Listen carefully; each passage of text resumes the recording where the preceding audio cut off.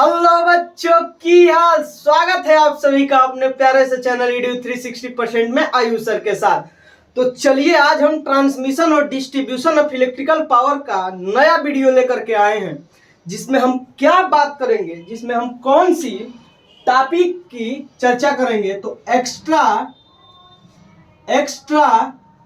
High voltage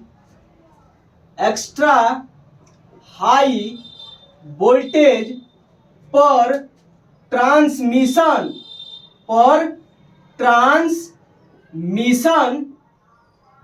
करने के फायदे। देखिए, एक्स्ट्रा हाई वोल्टेज पे हम लोग ट्रांसमिशन करते हैं, उसके का फायदे हैं भैया, वह हम पढ़ेंगे ये टॉपिक में। हम पहले थियोरेटिकली सारे बातों को हम बताएंगे, ठीक है। आप यदि ज्यादा इंटेलिजेंट है तो इसके बाद हम न्यूमेरिकली सारे को प्रूफ कर देंगे दूसरे वीडियो में। इसमें फायदे और नुकसान पढ़ेंगे। फिर जो हमारी वीडियो आएगी उसमें हम पढ़ेंगे भैया, तो उसमें हम ये पढ़ेंगे कि इसके फायदे और नुकसान को न्यूमेरिकली कैसे सॉल्व किया जाए। हालांकि वो जो वीडियो होगा वो का आपके सेमेस्टर के पॉइंट ऑफ व्यू से कोनो लेना देना नहीं है। आप जब एसएससी जेई या यूपीपीसीएल जेई के एग्जाम में बैठते हैं तब वहां से वो क्वेश्चन आपको देखने को मिलता है। तो लिखिए, हाई वोल्टेज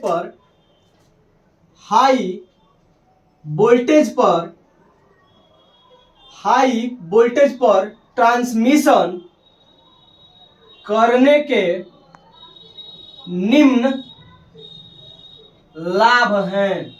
हाई वोल्टेज पर ट्रांसमिशन करने के निम्न लाभ हैं। वो लाभ कौन कौन से हैं? तो पहले फॉर्मूला देखिए, एक power P is equal to VI cos phi होता है। V is equal to cos phi होता है, जहां पे cos फाई जो होता है हमारा, cos फाई वो लोड पर डिपेंड करता है। किस पे डिपेंड करता है? लोड पर। जो हमारा cos फाई होता है वो लोड पर डिपेंड करता है, तो हम cos फाई की बात करेंगे नहीं। और यहां से यदि हम हाई वोल्टेज यदि वोल्टेज को बढ़ाते हैं तो हमारा करंट की वैल्यू क्या होती है? कम होती है। वोल्टेज को बढ़ाते हैं, यहां से यदि हम करंट की वैल्यू निकालते हैं, यहां से यदि हम वोल्टेज की वैल्यू निकालते हैं तो P/I cos फाई होता है। जहां से अगर पावर हमारा कांस्टेंट होना है, हमारा पावर कैसा ढोना है भैया? कांस्टेंट। तो कांस्टेंट पावर ढोने के लिए यहाँ पे पावर कांस्टेंट और cos फाई लोड के नेचर पे डिपेंड करता है, तो ई भी कांस्टेंट हो जाएगा। तो V is inversely proportional to I हो जाएगा। वोल्टेज करंट के विक्रमानुपाती हो जाएगा। वोल्टेज करंट के क्या हो जाएगा? विक्रमानुपाती हो जाएगा। अतः हम हाई वोल्टेज पे ट्रांसमिशन करते हैं पावर का, तो उसमें फ्लो होने वाली करंट क्या हो जाएगी? कम हो जाएगी। फ्लो होने वाली करंट क्या हो जाएगी? कम हो जाएगी। इसको यहां तक लिखिए। और फिर देखिए, निम्न फायदों में सब थ्योरेटिकली हम सॉल्व करते हैं कि निम्न फायदों में से करंट के पहला लिखेंगे, पहला पॉइंट, हाई वोल्टेज पे ट्रांसमिशन करने के फायदे में निम्न फायदे क्या क्या है? तो पहले, करंट के मान का कम हो जाना। करंट के मान का कम हो जाना पहला। यदि हम हाई वोल्टेज पे ट्रांसमिशन करते हैं तो हमने सॉल्व करके देखा कि करंट की वैल्यू क्या हो जाएगी? कम हो जाएगी। करंट की वैल्यू कम हो जाएगी। यानी कि यदि हम कांस्टेंट पावर पे, अब इसी में थोड़ा सा इसका एक्सप्लेनेशन लिख लीजिए, बोल दे रहे हैं। कांस्टेंट पावर की कंडीशन में हाई वोल्टेज पे, कांस्टेंट पावर की कंडीशन में हाई वोल्टेज पर ट्रांसमिशन करने से, हाई वोल्टेज पे ट्रांसमिशन करने से करंट का मान कम हो जाता है। हाई वोल्टेज पे, कांस्टेंट पावर की कंडीशन में हाई वोल्टेज पे ट्रांसमिशन करने से क्या हो जाता है? करंट का मान कम हो जाता है। करंट का मान कम हो जाता है। अब देखिए, जो दूसरा बात है, दूसरा पॉइंट है cross sectional cross sectional area का कम हो जाना, क्रॉस सेक्शनल एरिया का कम हो जाना। तो देखिए इसका एक्सप्लेनेशन कैसे है कि जब हाई वोल्टेज पे हम लोग ट्रांसमिशन कर रहे हैं तो हमारी करंट की मान क्या हो रही है, कम हो जा रही है। तो करंट के मान के कम होने से, करंट के मान के कम होने से क्रॉस सेक्शनल एरिया यानी कि अनुप्रस्थ काट भी कम हो जाएगा। अनुप्रस्थ काट काहे कम होगा, हम आपको जस्ट पीछे वाले लेक्चर में बताए हुए हैं कि करंट जो होता है, हमारी जो धारा होती है वो किस पे डिपेंड करती है, तार के मोटाई पे। धारा किस पे डिपेंड करती है, क्रॉस सेक्शन एरिया से।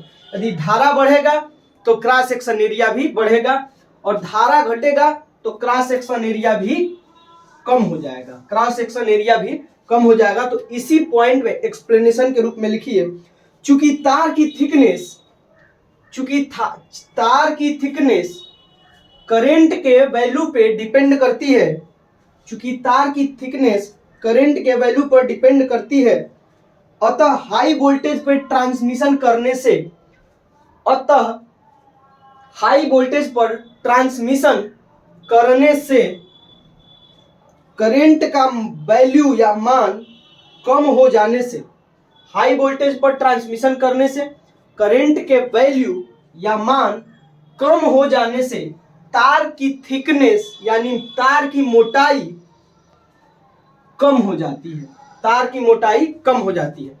दो फायदे देखे हमने हाई वोल्टेज पे ट्रांसमिशन करने से, पहला करंट का मान कम, और करंट के मान के कम हो जाने से दूसरा फायदा तार की मोटाई कम हो जाती है। अब हम इसी में तीसरा पॉइंट जो पढ़ेंगे वो है वोल्टेज ड्रॉप का कम हो जाना।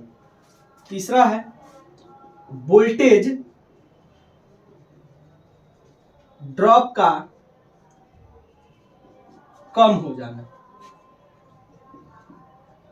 अब हमारे साथी जो बेसिक इलेक्ट्रिकल इंजीनियरिंग पढ़ के आए हैं उस सब जानते होंगे वोल्टेज ड्रॉप क्या होता है। अगर नहीं भी जानते हैं तो यहाँ पे हम थोड़ा सा इंट्रोडक्शन दे देंगे। हमारी चैनल पे बेसिक इलेक्ट्रिकल इंजीनियरिंग का भी लगातार डेली हर एक वीडियो अपलोड हो रहा है, वैसे ही हम कोर्स को खत्म कर देंगे। आप वहां से बेसिक इलेक्ट्रिकल इंजीनियरिंग आपका अगर कमजोर है तो पहले डिप्लोमा के लेवल तक उसको बनाइए और फिर आपको जेई और एई के लेवल तक हम पहुंचाएंगे। देखिए वोल्टेज ड्रॉप होता क्या है, आई और आर होता है। वोल्टेज ड्रॉप होता है आई और आर। अब ये बताइए कि करंट के वैल्यू कम होगा तो आई आर कम हो जाएगा, वोल्टेज ड्रॉप। तो करंट के वैल्यूज के कम होने से वोल्टेज ड्रॉप भी हमारा क्या हो जाएगा, कम हो जाएगा। अर्थात कहने का मतलब है कि करंट की वैल्यू क्यों कम हुई है सर्किट में, तो करंट की वैल्यू कम हुई है हाई वोल्टेज पे ट्रांसमिशन करने के कारण। तो हाई वोल्टेज पे ट्रांसमिशन करने के कारण हमारा वोल्टेज ड्रॉप भी क्या हो जाएगा, कम हो जाएगा। वोल्टेज ड्रॉप भी क्या हो जाएगा, कम हो जाएगा। तो लिखिए इसमें जो इस पॉइंट को लिखने के बाद अब एक्सप्लेनेशन लिखिए थोड़ा सा। करंट का वैल्यू कम हो जाने से, करंट का वैल्यू कम हो जाने से लाइन में होने वाली वोल्टेज ड्रॉप का मान भी कम हो जाता है। लाइन में होने वाली वोल्टेज ड्रॉप का मान भी कम हो जाता है। और जस्ट इसके नीचे V=IR फॉर्मूले को लिख लीजिए, वहां पे ये दिखा दीजिए कि I के कम होने से वोल्टेज ड्रॉप भी हमारा क्या हो जाता है, कम हो जाता है। अब हम चौथे फायदे की बात करते हैं। क्या होता है कि लाइन में होने वाली लॉसेस हमारी कम हो जाती है। चौथा फायदा क्या है भैया, तो लाइन में होने वाली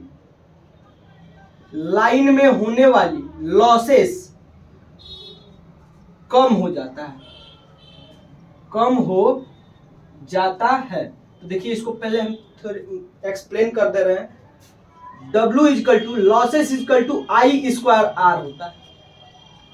हमारी करंट की वैल्यू क्या हो रही है, कम हो जा रही है। हमारी करंट की वैल्यू क्या हो रही है, कम हो जा रही है।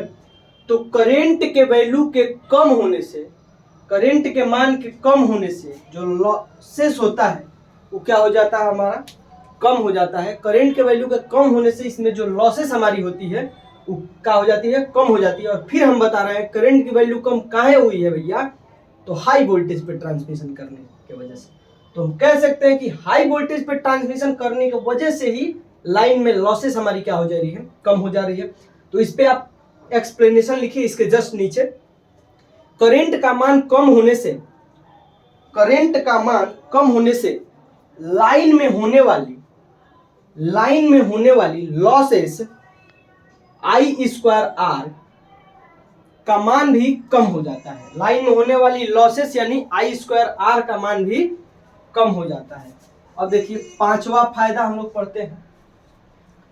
पांचवा फायदा हम लोग ये पढ़ते हैं कि कंडक्टर का वेट कम हो जाता है। तार का वेट कम हो जाता है, वेट कम हो जाता है। कैसे? तो ये देखिए जब हम लोग हाई वोल्टेज पे ट्रांसमिशन कर रहे हैं तो उसमें हमारी करंट की वैल्यू बहुत कम हो रही है। करंट के वैल्यू के कम होने से जो इसका क्रॉस सेक्शन एरिया यानी अनुप्रस्थ काट है तार की मोटाई वो भी कम लगाना पड़ रहा है। तो तार की मोटाई के कम होने की वजह से तार का वेट भी हमारा क्या हो जाएगा, कम हो जाएगा। तार की वेट भी क्या हो जाएगा, कम हो जाएगा। तो इसमें एक्सप्लेनेशन लिखिए कि हाई वोल्टेज पे ट्रांसमिशन करने से, हाई वोल्टेज पे ट्रांसमिशन करने से तार या कंडक्टर का वेट, तार या कंडक्टर का वेट कम हो जाता है। हाई वोल्टेज पे ट्रांसमिशन करने से तार या कंडक्टर का वेट क्या होता है, कम हो जाता है। अब देखिए जो अगला फायदा होता है वो होता है कॉस्ट कम हो जाना। कॉस्ट का कम हो जाना, कम हो जाना। तो देखिए कॉस्ट कैसे कम हो जाएगा, यदि हम हाई वोल्टेज पे ट्रांसमिशन करते हैं तो हमारा करंट कम, करंट कम तो क्रॉस सेक्शन एरिया कम, एरिया कम तो इसमें लगने वाली मटेरियल कम, और मटेरियल कम तो उसको खरीदने के लिए पैसा कम हो जाता है, खरीदने के लिए पैसा कम हो जाता है। तो ये पॉइंट लिखने के बाद एक्सप्लेनेशन लिखिए। करंट का वैल्यू कम हो जाने से, करंट का वैल्यू कम हो जाने से तार की थिकनेस भी कम हो जाती है, तार की मोटाई भी कम हो जाती है। रिजल्टिंग यानी परिणाम स्वरूप तार में लगने वाले पदार्थ की मात्रा कम हो जाएगी। तार में लगने वाले पदार्थ की मात्रा कम हो जाएगी जिससे कीमत कम हो जाएगी। पदार्थ लगने वाला मात्रा कम पदार्थ का तो इसकी कीमत भी क्या हो जाएगी साथी हमारे, कम हो जाएगी। अभी तक इतने फायदे हैं। एक और फायदा लिखिए, इफिशियंसी का बढ़ जाना।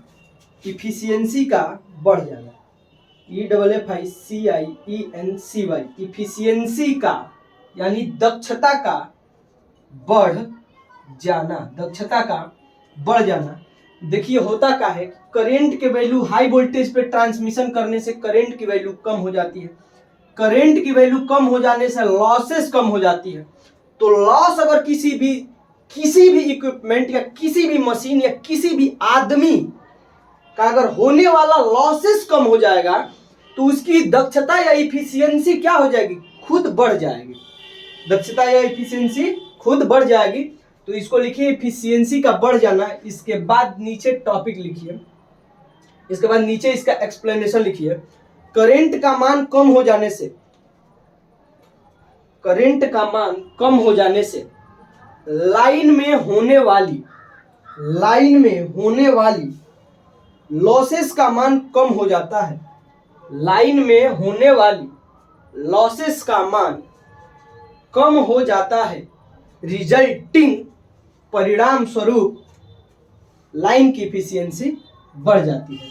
परिणाम स्वरूप लाइन की इफिशियंसी बढ़ जाती है। अब देखिए ये रहे हमारे फायदे, ये हमारे फायदे हैं जिसको हम डिप्लोमा लेवल के स्तरों तक लिख लिए हैं। हम डिप्लोमा में इतना ही जानेंगे, हम सेमेस्टर के एग्जाम में अगर आता है तो इतना ही लिखेंगे। हमें किसी भी प्रकार की इसमें जो छोटे छोटे न्यूमेरिकली सॉल्व किए गए डाटा को दिखाए गए हैं वो हमें लिखना है। हम न्यूमेरिकली करंट का मान कैसे कम हो जाएगा, क्रॉस सेक्शन कैसे कम हो जाएगा, वोल्टेज ड्रॉप कैसे कम हो जाएगा, ये सब न्यूमेरिकली सॉल्व करेंगे। एसएससी जेई और एई में यहाँ से क्वेश्चन आते हैं, तो हम न्यूमेरिकली भी लिखवाएंगे आपको, क्योंकि हम जितना जानते हैं उतना ही आपको भी नॉलेज हम दे करके जाएंगे। लेकिन बात यह है कि अभी आपको खाना है पैरासीटामोल और हम आपको खिलाए दूसरा दवाई, तो भैया वो ज्यादा कारगर नहीं ना रहेगा। हम आपको दूसरी दवाई भी दे देंगे कि आपको अगर ज्यादा इंटेलिजेंसी वाली रोग होती है तो उसको आप पढ़ ले। आगे देखिए, हाई वोल्टेज पे हम ट्रांसमिशन करते हैं, तो हाई वोल्टेज पे ट्रांसमिशन करने के फायदे तो हम लोगों को मालूम हो गया कि क्या है भैया फायदे। अब हम पढ़ेंगे कि हाई वोल्टेज पे ट्रांसमिशन करने से क्या क्या हानियां होती हैं। तो ये जो हमारा अगला हेडिंग होने वाला है वो है हाई वोल्टेज पर ट्रांसमिशन। आप पूरा लिखिएगा, इसको हाई वोल्टेज, इसको पर, इसको ट्रांसमिशन का स्पेलिंग लिख लीजिएगा। हाई वोल्टेज पर ट्रांसमिशन करने से होने वाली हानियां। हाई वोल्टेज पे ट्रांसमिशन करते हैं तो क्या भैया हानि होती है। अब देखिए, ये हमारा है टावर, ठीक है, पोल जिसको बोलते हैं। ये पहले इतना छोटा था, ठीक है, ये हमारा क्रॉस आर्म है, ठीक है, ज्यादा बड़ा बन गया, क्रॉस आर्म है, यहां से हमारी तार आ रही है, ठीक है। ये देखिए दूरी का होता है, दूरी पहले इतना है, तो हम बहुत कम पे इस वोल्टेज को ले जा रहे हैं।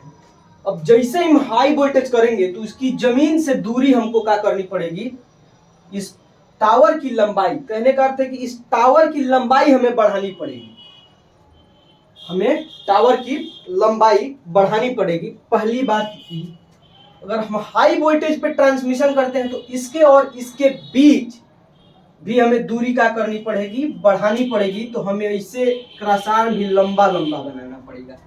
पहला टावर की लंबाई बढ़ानी पड़ेगी, दूसरा क्रॉसआर्म भी हमें लंबा बनाना पड़ेगा। ये क्रॉसआर्म हम आगे पढ़ेंगे, सारे चीज एक एक कॉन्सेप्ट आपको आगे हम पढ़ाएंगे। आगे हम क्रॉसआर्म को लंबा करते हैं। देखिए, हम जब वोल्टेज जो होता है, वोल्टेज वो किस पे डिपेंड करता है भैया, तो वोल्टेज डिपेंड करता है इंसुलेशन पे। वोल्टेज डिपेंड करता है इंसुलेशन पे। पिछले वीडियो में हम बता चुके हैं आपको, ऐसा कंसेप्ट हम पिछले वीडियो में बता चुके हैं कि आप अन्य किसी बच्चों से अगर पूछते हैं, अगर वो वीडियो 360% से नहीं पढ़ा है, अगर उससे पूछते हैं तो इसे दांतों उंगली चबाता रह जाएगा, उसको कुछ कंसेप्ट समझ में नहीं आएगा कि अब कहां से भैया इतना तगड़ा नॉलेज लाए हैं। देखिए, वोल्टेज इंसुलेशन पे डिपेंड करता है। अगर हम वोल्टेज कम ट्रांसमिट करते हैं तो इंसुलेशन हमें कम लगाना पड़ेगा। वोल्टेज अगर आप हाई वोल्टेज पे ट्रांसमिशन करते हैं तो इंसुलेशन भी आपको ज्यादा लगाना पड़ेगा भैया, इंसुलेशन भी आपको ज्यादा लगाना पड़ेगा। तो आप हाई वोल्टेज पे ट्रांसमिशन करने से होने वाली हानियां, इसमें आप थ्योरेटिकली कुछ लिख लीजिए, थ्योरेटिकल लिखिए। हाई वोल्टेज पे ट्रांसमिशन करने से, हाई वोल्टेज पे ट्रांसमिशन करने से लाइन में लगने वाले उपकरण, लाइन में लगने वाले उपकरण जैसे सपोर्ट में क्या आता है, पोल भी आता है और टावर भी आता है। पोल टावर लिख लीजिए ब्रैकेट में, जैसे सपोर्ट ब्रैकेट में पोल टावर, इंसुलेशन सर्किट